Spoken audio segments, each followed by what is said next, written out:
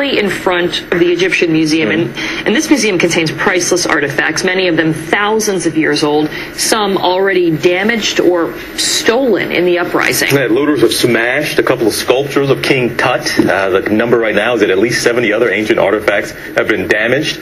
Reports of historic dig sites being looted. Hearing that Egyptians themselves, though, some of them banding together to try to protect these sites on their own. Dr. Bob Breyer is an Egyptologist and spokesman for Mummies of the World. That's the largest exhibition of mummies and related artifacts ever assembled. It's now in Milwaukee. He is here with us. Sir, good morning to you. Is the country itself, Egypt, is it fair to say the whole country is pretty much a museum? Yes, it's a vast outdoor museum, and it's very difficult to protect all the sites. And so what we're hearing now is there was a press release that went out from one of the directors of the museum areas there, and he said everything's okay except this one museum in Cairo, the one that we've seen the pictures of, where the looting took place. And he also said that the 70 artifacts damaged can be put back together. Is that painting too rosy of a picture of what's going on there? It's certainly not true that all the monuments are safe. You know, anytime you have looting and things like that, the monuments are in peril.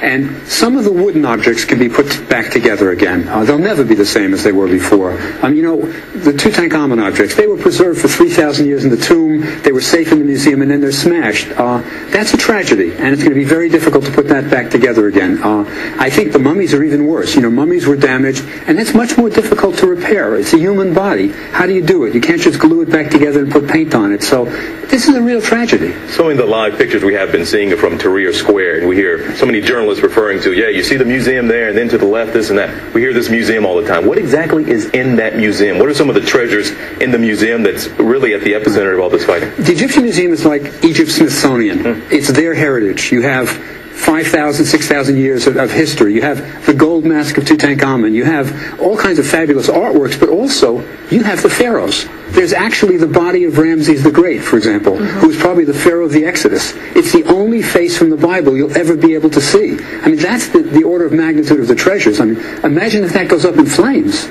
I'm just confused about why it's not better protected. Why was that not protected? How could it be so easy to get in there and smash through a case and grab one of these priceless artifacts? Well, it's an older museum. The building itself is more than 100 years old. It's vast areas. It's got natural lighting, skylights you can get in through, and it's not high tech. It's not fancy glass cases like we're used to, you know, plexiglass and stainless steel. It's old wooden cases, things like that. So it's not a high tech museum. It's got fabulous treasures, but it's not a modern museum.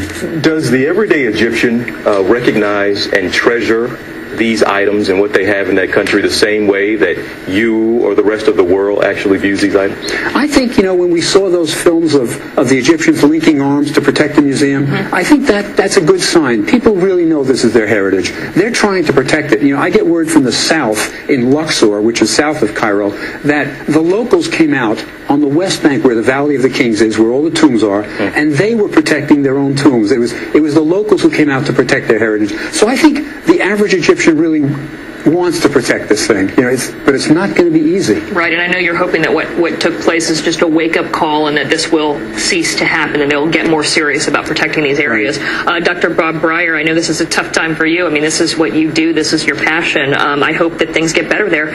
Thanks so much for joining us this morning.